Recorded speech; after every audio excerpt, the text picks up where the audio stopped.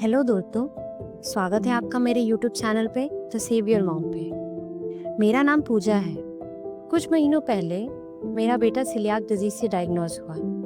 उसके बाद डॉक्टर ने उसे स्ट्रिक्ट ग्लूटेन फ्री डाइट पे रखने को कहा है और प्रेफरेबली नो मार्केट प्रोडक्ट।